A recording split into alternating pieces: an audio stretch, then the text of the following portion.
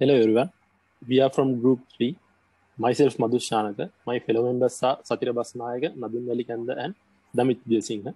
We are going to describe about a research paper of ImageNet classification with deep convolution neural networks. This research was done by Alex, Ilya and Jeffrey from University of Toronto. This was published in 2017. The approach was to classify 1.2 million high-resolution images into 1,000 classes. Next slide. In here, they used 650,000 neurons in 5 convolution layers in order to get 1,000-way softmax by using 60 million parameters. To make the training process faster, they used two methods. They were non-saturation neuron and very efficient GPU implementation of convolution operations.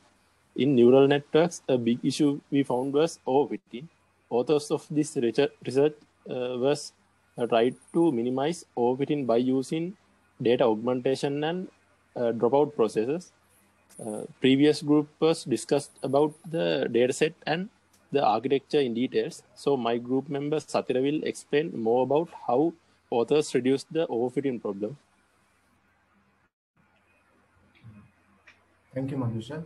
I will talk about reducing overfitting. So what is overfitting?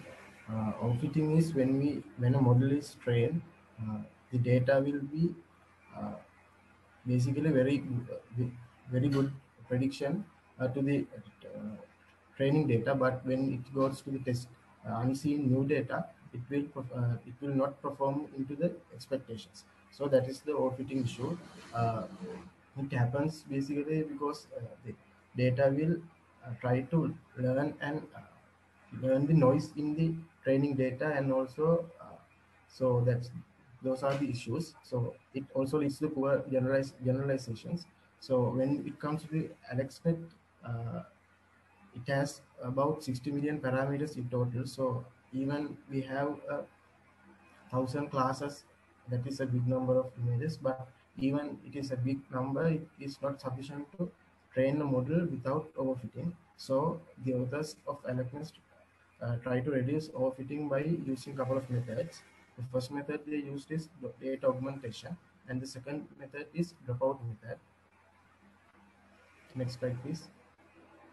So when we come to data augmentation, what is basically mean is we get the existing data, and we create new data using that in a way that we can reduce the overfitting. So to generate this new data, in the AlexNet team has only done some simple computations. So so they do not store the images in their disk. What they did was they generate those images in the Python code on CPU, while the GPU is training on the previous batch of images. So they have basically used two data augmentation methods. Next slide, please.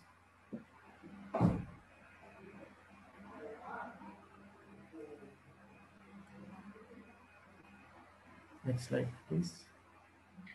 Yes, the two augmentation methods are: the first one is image translation and horizontal reflection. The original image size is 256 by 256. What the authors did was they took an image and they took random patches of the image in the size of 224 by 224 along with the horizontal reflection. By doing this, they were able to increase their training set by a factor of 2048. And the second method they used to as this second augmentation method they use is to alter the intensities of the RGB channels. So by that they were also able to create new images, and that method is not commonly used in the today, and it is not commonly used in the industry as well. So next slide, please. So the second method they use to reduce the overfitting is the dropout method. in dropout, what is this is randomly switching off some neurons. So so the neuron won't depend on the neighbor neurons. So it leads to more robust features. So in AlexNet, what they did was they used a 0.5 probability to turn off and on the neurons. When a neuron is turned off, it take no part in the forward propagation or backward propagation. So each time a new data is involved, it goes through a new and different neural architecture. So uh, it, the team also have mentioned that without this dropout method, there will be a considerable overfitting. So they have used this dropout method in the first two fully connected layers. So, and also because of using this method, uh, the number of iterations to converge is also been multiplied by 2. Thank you. My friend Nadun will explain the rest. Thank you. Thank you, Sadira. So in here, they have trained their model using stochastic gradient descent with a batch size of 120 examples, momentum of 0.9, and the weight decay of 0.004. As you can see, they have used a small amount of weight decay. It is not merely a regularizer. What it does is reduce the model training error. In here, the update rule for weight W is given in equation 2 and equation 1. In here, let's look at each term of this equation. So in here, I is the iteration index, V is the momentum variable, epsilon is the learning rate, and DABA L over DABA W evaluated at DABA WI is the average over the ith batch DI of the derivative of the objective with respect to W. Okay, when it comes to the learning part, they have initialized the weights in each layer from a zero mean Gaussian distribution with standard deviation of 0.01. And then the neuron biases in the second, fourth, and fifth convolutional layers, as well as in the fully connected hidden layers with the constant 1. With this initialization, they have been able to accelerate the earlier stage of learning by providing the real use with positive inputs. Then they have initialized the neuron biases in the remaining layers with the constant 0.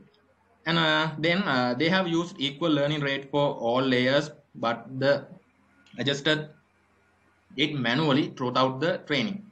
They have decided the learning rate by 10 when the validation error rate stopped improving with the current learning rate.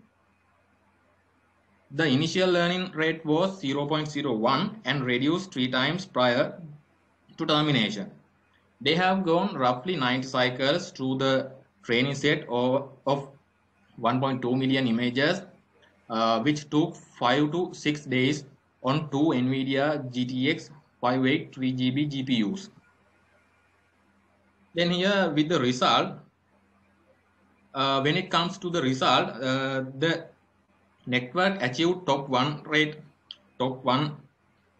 error rate, and top 5 test set error rates of 37.5 and 17.0, while the best performance achieved during the ImageNet Large Scale Virtual Recognition Challenge 2010 competition was 47.1 and 28.2, with an approach that averaged the prediction produced from 6 stars coding models trained on different features.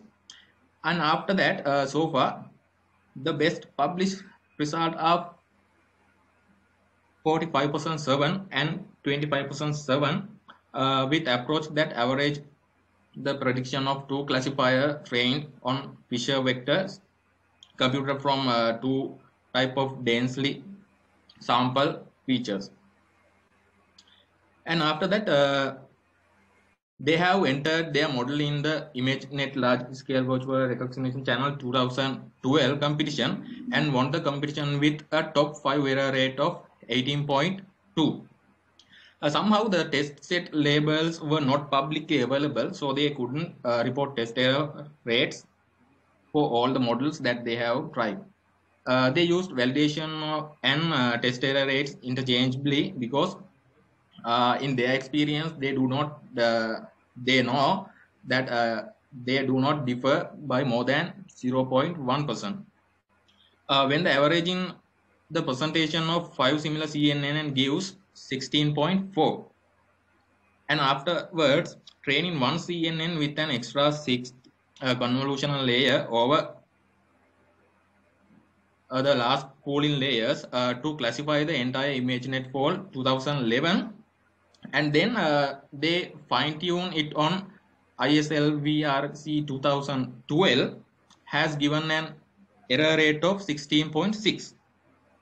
And once again, they have averaging the prediction of 2 CNNs that were pre-trained on the entire fall 2011 released with the aforementioned 5 CNN has given an error rate of 15.3.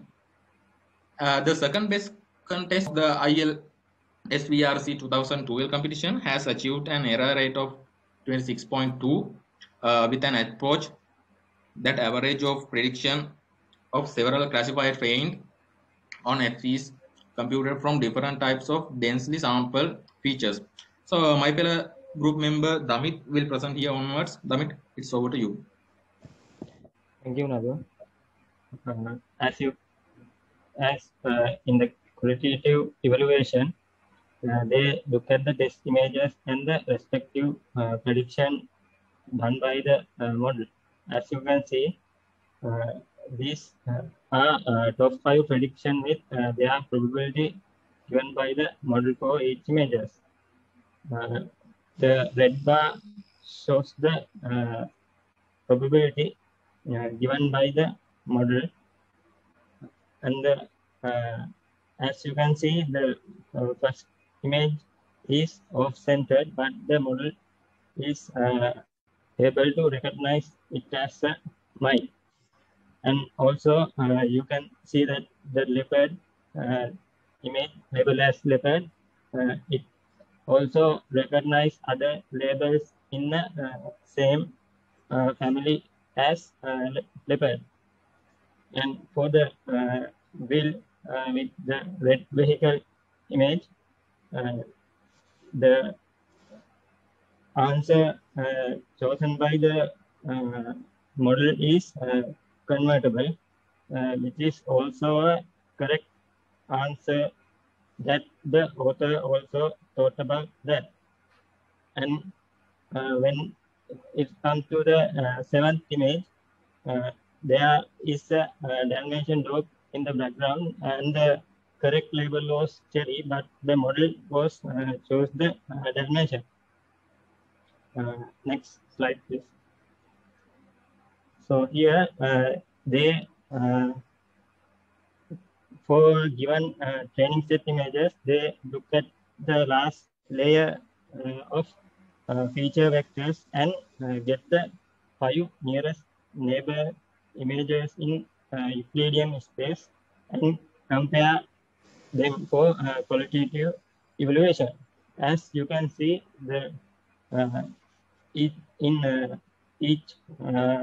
the left column, these are the training images they use, and the other images are the nearest neighbor images. So in each image, the model recognize each animal, like elephant, in different poses. So the model was able to recognize these different features in the given image set. then the authors found out that when they remove a layer from the middle layers, there was lost about 2% for the top one performance of the network. Next slide, please. So these are the reference. Next slide. Feel free to ask questions.